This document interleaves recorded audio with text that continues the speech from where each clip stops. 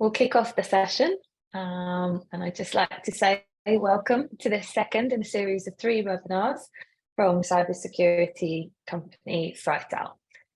So in the first webinar, we covered what fuzz testing actually is, which we will briefly recap at the start of this session before we move on to discuss fuzz testing and its application to smart meters. If you would like more details on what fuzz testing is, our first webinar is available on demand via YouTube, but we will also be sharing the links after today's session to this and the previous one. So I'm Rebecca, and I will be your host again today. Firstly, I need to let you know that this session is being recorded and will be shared with attendees for on-demand viewing. In today's session, we will learn how to select the right fuzzing tools for smart metering.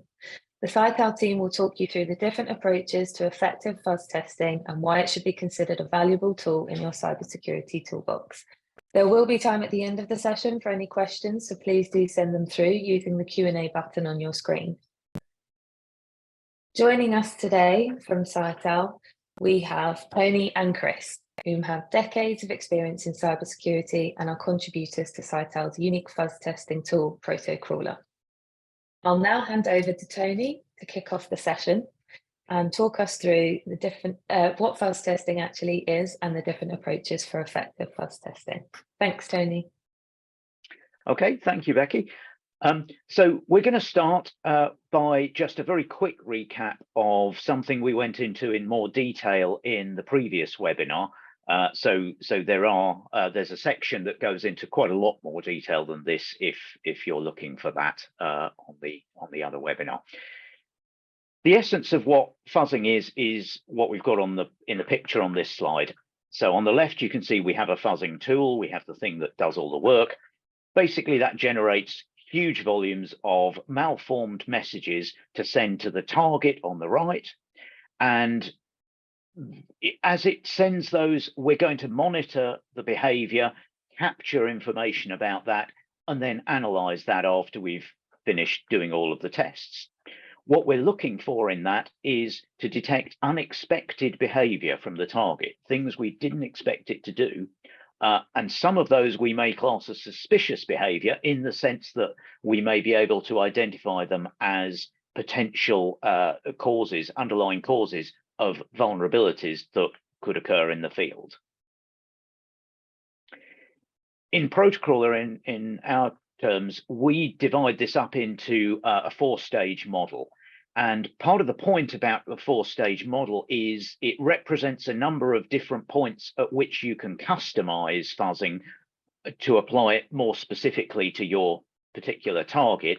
And it also represents points where we can wrap up knowledge, the knowledge and experience that we've gained over some years of cybersecurity testing and fuzzing, so that those get represented in the tool, and you get that out of the box when you run the fuzzing and the analysis.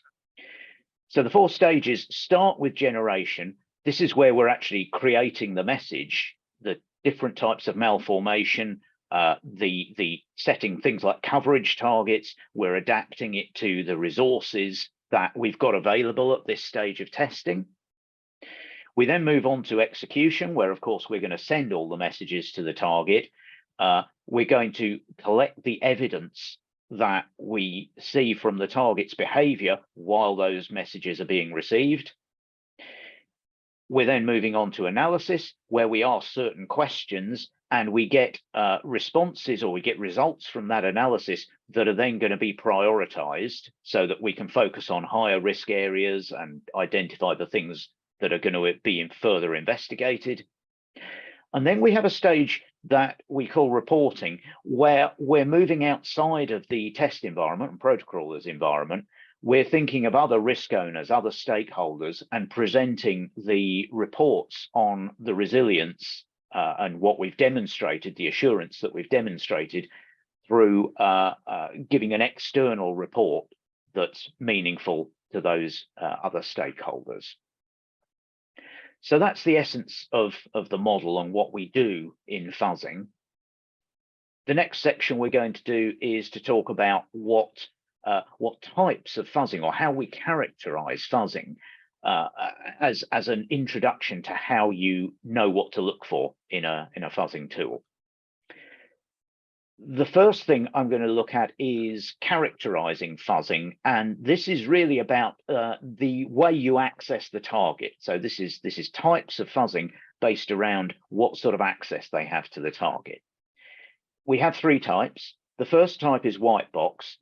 In this case, we've got access to the source code and the design of the target, and that means that we can not only know how the target works, know how the code works, but we can actually change that code. We can instrument that to represent, or to track, to monitor how the code, what code paths are being executed as we run through the fuzzing. So we can then be driven by a code coverage target in white box testing. And that's slightly different to what we'll see in other cases where we're driven by a target based on coverage of the protocol, the interfaces, the types of parameter in there. In this case, we can be driven by a target to cover certain code paths, statement and branch coverage, all those sorts of things that you might be familiar with from other types of analysis. Black box testing, by contrast, means we haven't got any, or we're not using any design or code knowledge. We're just using normal interfaces. We're not using any privilege. We're not using instrumented code, anything like that. So black box is really representing what an attacker can most easily do on a smart meter in the field. The third type is grey box, which, as you might guess from the name, is where you sort of combine the two. You can make use of design or code information where it's available. So you might use that to steer the way you're generating messages, to steer the types of coverage you're trying to achieve, and this sort of thing. But you aren't instrumenting the code. You aren't changing the nature of the target. The other thing you would do in grey box is to typically extract other forms of evidence from the target, and this may or may not be available to a normal attacker. You might, for example, retrieve logs, and then it depends what's in the interface as to whether that's available to an attacker. But the essence of grey box is we're using some knowledge of the target to improve the answers, or to improve the questions that we can ask in analysis based on extra evidence that we've retrieved from the target. So those were about the characterizing fuzzing based on access to the target. This, now we're going to look at the types of fuzzing based on how we generate, or what sort of way we generate the malformed messages. And we've got two categories really here. The first of those is mutation based. This is the simplest type of fuzzing, and it relies on starting with a data set, a seed data set, which is sort of template messages or example messages, real messages from an environment, an operational environment. And then you're going to mutate those. You're going to make small changes to those. You're going to maybe flip some bits in the example. You're going to maybe replace a section of that example message with random data, or maybe you're going to put extra random data on one end. So this is a fairly simple type of fuzzing, and it tends to produce more superficial coverage of the code. You don't tend to be working against a specific target metric, or it makes it difficult to measure an achievement metric sometimes, because you haven't got a sort of a well-defined set of rules and processes for what's going into the generation. But it's a very simple way to generate messages. Mutations that don't meet constraints in the protocol, like maybe a checksum or a MAC value, there's a danger with this that those will simply be rejected. So you'll generate massive numbers of mutations, but none of them have the right checksum or the right MAC. And so really all you're doing is testing that one bit of code that does the MAC check or the checksum. So this is one of the dangers you have with mutation fuzzing. But again, the other advantage of mutation-based fuzzing is it's perhaps closest to what an attacker can easily do on a smart meter by looking at traffic and using that. The other type that we can think of is generative fuzzing. And in this case, we don't need a data set. We don't need anything like that to seed the generation. What we have is a protocol model, and the protocol model is sufficient for the tool to be able to generate lots of brand new messages that will make sense in the protocol. They'll meet constraints in the protocol. They can have the right checksums if that's what we want. But then you can or the tool can systematically go through the different parts of the protocol, maybe headers versus payload, maybe different fields in there. And we can set coverage metrics for what we want to achieve based on that knowledge of the protocol model. So we may choose to emphasize, to concentrate, to do more tests of certain types of data or certain fields in the protocol. This therefore tends to suit complex applications that have highly structured inputs, where we kind of want to get past that first CRC or MAC check, for example, and make sure that we're seeing, well, what if it's got the right checksum, but it's got badly corrupted payload, it's got an attacker's engineered payload, this sort of thing. The other type I'm going to talk about here is what we call adaptive fuzzing. And it's a different category really to the previous ones that we were talking about just then. In this case, you can apply it to mutation or generative fuzzing, but the important point here is you're using feedback from the target. So whereas in those cases, you might generate all of the messages, all of the malformations up front and then send them, in adaptive fuzzing, you're creating a feedback loop from the target during the testing so that you can, as the name suggests, adapt the messages you send in future to what you've achieved or what you've seen happen with the previous messages. That means you tend to be using, again, instrumented code, like the white box categorization we were talking about earlier, or you have a transparent platform. And what I mean by transparent platform is it's something like a debugging environment or an emulator where the platform itself can give you access to information about the state and the behavior of the code. But somehow you've got access to information like that, and you need to extract that feedback data and then work out how to use it, what you're going to do, how you're going to decide, oh, if we get that feedback data back, we should adapt the next malformations like this. Now, one of the dangers that you get with this is that there can be a lot of paths through the code which are not to do with inputs controlled by an attacker. So in this sort of case, if you're targeting a coverage metric, it means things can get distracted by those processing paths that don't involve attacker-controlled input data. So from the point of view of looking for security issues, this can mean that some of the fuzzing isn't really directly addressing that. So those are our types of fuzzing. Those are the characterizations, the sort of axes and parameters. I'm going to hand back now to Becky, and I think we're going to ask you an audience question. Becky, over to you. Thanks, Tony. So yeah, before we start the next section, we're just going to ask a quick question of you in a poll that should be appearing on your screen. So we'd just like to ask which testing paradigm would be easiest to accommodate in your current development or testing processes. I'll give a few seconds for people to respond. It looks like most of you have answered a combination of both, which is great.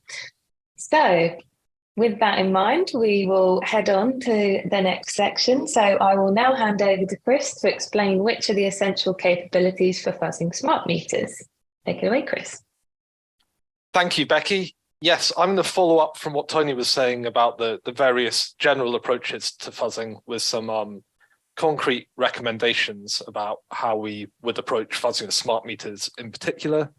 This is largely based on our sort of 5-6 years of quite intense smart meter fuzzing experience. We've got a handle on what works well and what doesn't in this domain. So first recommendation I make is to try and keep it as real as possible. So smart meters tend to have various components, hardware components, various software components, protocol stacks, all integrated together to form a cohesive platform. And a lot of the time when we do the fuzz testing, many of the interesting and juicy results and security vulnerabilities and problems that we find actually come from the interplay of those components and the boundaries and the interfaces within the system.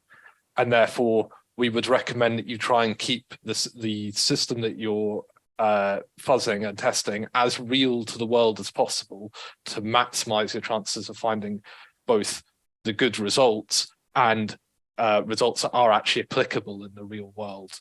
We think that's very important. We'd also note that with many of the people we've worked with, actually there are parts of the system that are essentially black boxes. So often there's metrology units and things which are sort of very self-contained separate units. And that makes testing of them, you have to test them in a black box fashion because they are a black box to the developer even, or certainly much harder to inspect. You may not have the source code, for example, to do more white box processes. So we definitely recommend you try and keep it as real to life as possible. And this kind of pushes you in a black box direction. And that's also tends to be the most practical and tractable in the smart metering domain. So we would tend to start from a black box end of the testing spectrum that Tony laid out for maximum results. Second thing is on your approach to data generation and creating the tests, which is, as we know, is a critical part of doing good fuzzing. So we'd strongly recommend a generative approach in the smart metering space. Smart metering is actually quite an interesting, stands out among similar IoT and other sort of domain areas for having quite complex protocols in these devices. So I'm thinking of things like DLMS, Zigbee Smart Energy. Actually, they exhibit quite a high level of sophistication and complexity when we compare it to other similar domains. And because of that, we feel that a generative approach to attacking them yields much better results. For example, a key point Tony touched on is that they very often, being communication protocols, have things like checksums and even digital signatures and things like that, which you need to get right if you want to get any level of coverage at all. And so generative tends to be better at overcoming those problems. And then you just have much richer protocol payloads than we see in other places, and being able to really explore that space is how you get the good quality results. So we definitely recommend a generative approach rather than a mutation-based approach for smart metering. And then finally, I wanted to make an observation on the based on the transparent platform or instrumented code, which is, it's commonly used, particularly in contemporary adaptive fuzzing solutions to provide a feedback mechanism, but it is very hard to do in a realistic way in the smart metering space. It's very hard to get a platform that will allow you to do that instrumentation or inspection. And if you are able to do it, it normally comes at the cost of sacrificing the real worldness of it. So you get non-real world behavior, which, as we said earlier, tends to distort your results as well. So it's just a note that many of these adaptive techniques that are built around instrumented code or transparent platforms, our observation is they don't tend to translate well to this domain. So that's sort of approach-wise. Build from the black box end, go for a generative approach rather than mutation-based if you can. Looking at some concrete sort of features that we'd look for in a good fuzzer for smart meters. First up is just building on that point of the richness of the protocols. The generative fuzzers, the better they model and understand the protocol, the better their generation can be. And in smart metering, it makes a big difference because you've got all of these very interesting nested and interacting and overlapping payloads. And if you get a good, rich understanding of that, you can create a much more sophisticated set of tests that will both maximize your chances of triggering problems and also help you to understand the problems that you're triggering. So we really recommend that quality of the protocol model does yield very big gains in quality of testing in this space. And then going on from that, our next challenge with smart meters and metering is often that these devices are quite slow compared to, big IT systems. They're not based, or they're not designed to handle very high volumes of messages. And so actually an ability to target and understand the level of testing you're going to achieve and customize it to target what you need to on your device is much more, is very important in the metering domain, because you don't have time and you don't have the ability to leverage scale in the way that you do when fuzzing other sorts of devices. So you want to look for a fuzzer that gives you the ability to understand in advance the level of coverage you're likely to get and what you're likely to achieve from your given testing. And then ideally allow you to customize that so that you can achieve good results in a tractable time on a device like a smart meter. And then finally, this is a sort of black box, but looking at grey box approach. Many of the meters we look at have various different sort of side channels for information to come out, or possibilities to get additional information out. And that can make a big difference in your ability to spot problems when they occur and to debug them. So I think Tony alluded to log messages, and they have various logging formats, but you could you can also get alarm messages, all sorts of other indications of what's happening on the device. And if you have a fuzzer that can capture them and include covering that information in the testing, it gives you a much greater ability to spot problems when they occur and to debug them. So I think that's another critical recommendation. So that's the important features I'd look for from the generation point of view in a multi-step model. If we skip forward to the analysis point, we'd also be looking for key things like the fuzzers that check for more than just crashes, because we can observe that a lot of things can go on a smart meter that are beyond just it crashing. So this again builds on the idea of the more the fuzzer understands the protocol, the more classes of problem it can spot. And if you're sucking on all this additional data, it helps it spot those issues. It also helps you diagnose the issue. There's nothing worse for a test engineer than getting fuzzing output that just says it crashed after sending like a gig of malformed information, and that's all you're told. It's incredibly hard for the engineer to make sense. Is this a real security vulnerability? How on earth do I recreate it and debug how to fix it if you can tell me very little about what actually happened? So the ability to take all this diagnostic information in, use it to spot the problems, and then give it to the test engineer so that they can fix them is absolutely critical. And finally, when you're asking these sophisticated questions, it's good to have for the test engineer to understand why the tool thought there was a problem, what test did it create and why, and how did it conclude that there was a problem during the analysis phase. So these are key questions and particularly relevant for smart metering. A few general points that I'd also highlight are just the ability to get a prioritized set of results. This isn't so specific to smart metering, but it applies to smart metering, where with a lot of fuzzing tools, you can get an awful lot of data back, but there's no or very little help to prioritize where you think the real problems are.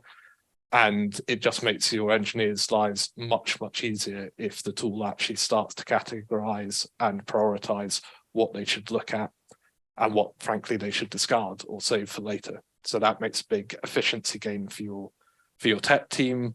And then something we have seen a lot of, I think I said this in the last presentation, that actually the smart metering domain is very good and I think ahead of the curve at being interested and willing to share fuzzing results with other third parties. So we've seen quite a lot of people who want help doing fuzzing so they can show their potential customers about the security of their meters.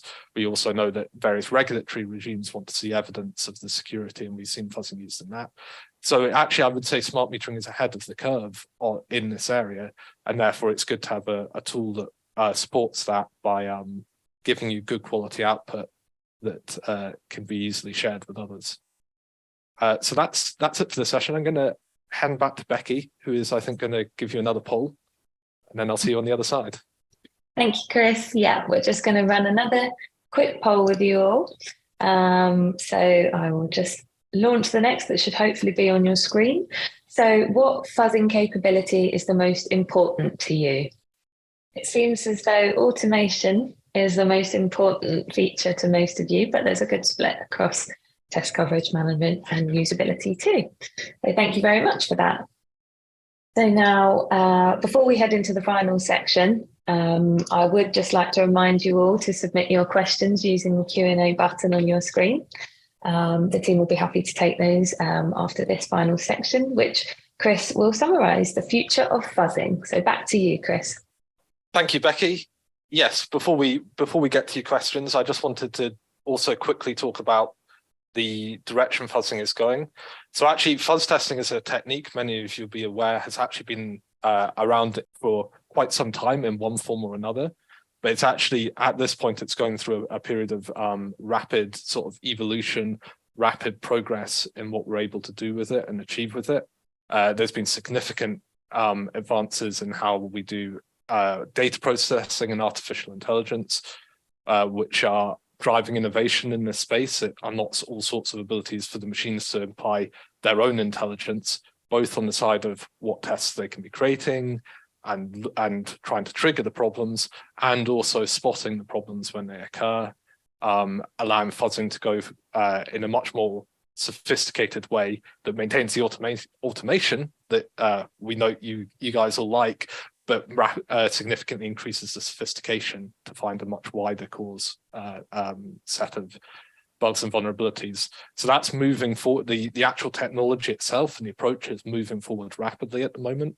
We also see it as part of that also becoming more and more widely applicable. So when I started, it was very focused in primarily the traditional IT domains, but we increasingly see it transitioning into more OT and IoT and so on spaces. So it's both the power and the capability is increasing, and the breadth of its application is increasing at the moment.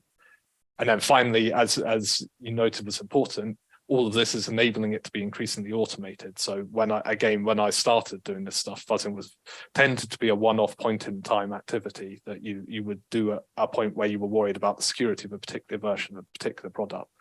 Well, the industry is moving forward from that now, and people are very much trying to build it in to their SDLC, getting them to continuously fuzz and continuously gain assurance of their code and spot problems early, which is what it's all about.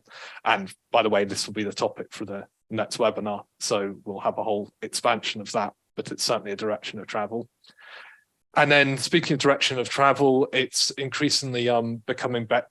This development is increasingly being recognized by government guidance and standards, security standards. So there are a raft of security standards either on the books or upcoming that are starting to put requirements in mandating fuzzing. Sometimes they use slightly different language, like various forms of input sanitization or robustness testing, but they essentially mean fuzzing, and it's becoming increasingly prevalent in actual standards and sets of requirements.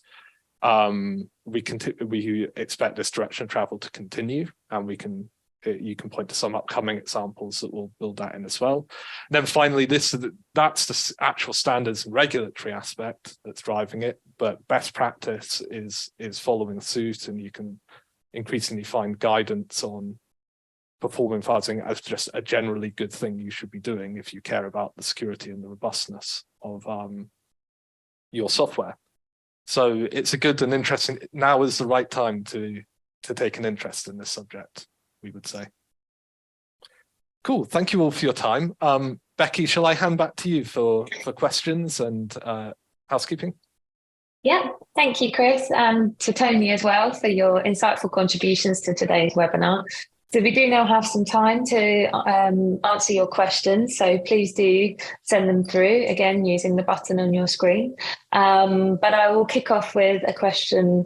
Does Protocrawler support the main interoperability standards like DLMS and COSEM? Maybe Chris, if you can tackle that one. Sure, yes. So Protocrawler has DLMS support and COSEM support. So we certainly have the ability to fuzz that. And we've been having lots of fun doing it. DLMS is, as I said, it's one of the interesting protocols for us because it exhibits quite a high level of sophistication, both in its the message structures and its stateful, at least to an extent, protocol. So it's certainly very rich pickings for Protocrawler to pick over all of those nicely nested data structures and play with the various message states that you can send. But yes, we have support for it. Great, thanks, Chris.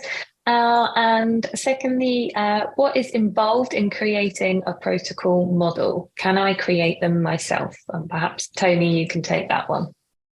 Yes. So so a protocol model, it kind of depends on the complexity and the structure of the protocol itself, of course. That's not going to be a surprise to anyone, I guess. But yes, to get to the can I create them myself part, yes, you can. They're built basically from the specification of the protocol. So what you do is you translate that into a protocol model in a reasonably typical modeling language. It's really quite. So when we started this, we were afraid that might be a complexity step, a difficult step. It's actually turned out to be in most cases quite quick and even easier than we feared. And the other thing about the model is it enables you to adapt what you have in your model to what you're actually trying to achieve. So you can progressively build. You can do things stepwise. There's quite a few models that we've built for existing interfaces, of course, and we're going to be continuing to develop more. But if people have specific requests, we're always open to those too. Thanks, Tony. And I'd just add as well, it's quite interesting in the smart metering domain and other domains like it. You often, shall we say, get interpretations or variations on the standard protocols. And so one of the things we try and do with protocol is, yes, you can write a protocol model from scratch, and we enable you to do that. That's a key selling point for us. But also we enable you to modify existing protocol models, to tweak them, to allow for, you know, differences, subtle differences in interpretation or different versions, or custom extensions to the standard protocols, which are certainly more common in this space than they are in, say, the tradition in the very bog standard IT protocol spaces. So that's another key feature for this domain. Thank you, Chris, and to Tony as well. So sadly, that's all we've got time for today. Thank you all for your time.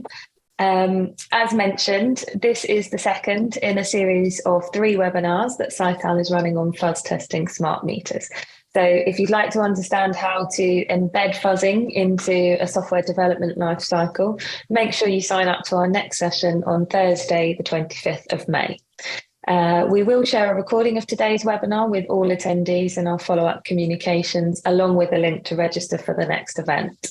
So if you do have any further questions you'd like to put to the team following today's session, please get in touch with David using the contact details on screen now. When leaving today's webinar, you will be asked to complete a short survey. We appreciate any feedback you're able to provide on today's session. So thank you very much, and we look forward to seeing you at the final webinar of the series. Thank you.